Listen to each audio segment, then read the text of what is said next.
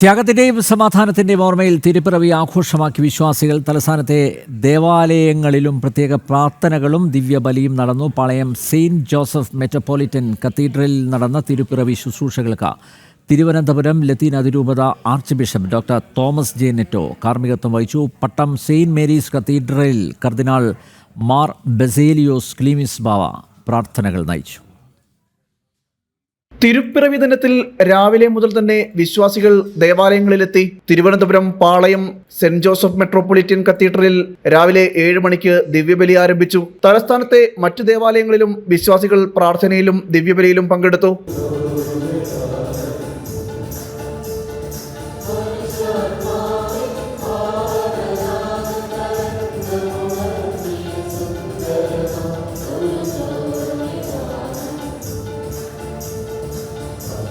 ഉണ്ണിയേശുവിന്റെ തിരുപ്പിറവി സ്മരണ പുതുക്കി ദേവാലയങ്ങളിൽ പാതിരാ കുർബാനയും നടന്നു.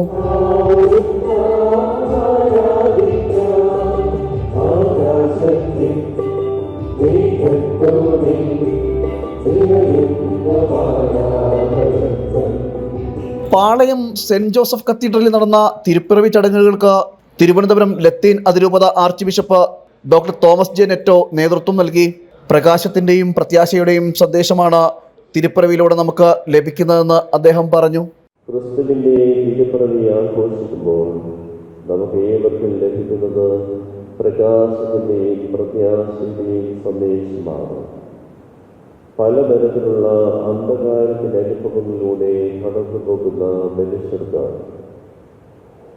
ക്രിസ്തുവിന്റെ തിരുപ്പിറവി പ്രത്യാശയിലെ ആ ഒരു അനുഭവമാണ് പ്രദാനം ചെയ്യുന്നത്. പ്രാർത്ഥനകൾക്കും വിശേഷാൽ ചടങ്ങുകൾക്കും ശേഷം വിശ്വാസികൾ സ്വഭവനത്തിൽ തിരുപ്പിറവി ആഘോഷിക്കും. വിരുന്നൊരുക്കിയും വിഭവങ്ങൾ വിളമ്പിയും ഒത്തുചേരലിലൂടെയും കാരുണ്യത്തിന്റെ കാവൽമൂർത്തിയുടെ തിരുപ്പിറവി ആഘോഷമാക്കി മാറ്റുകയാണ് വിശ്വാസികൾ.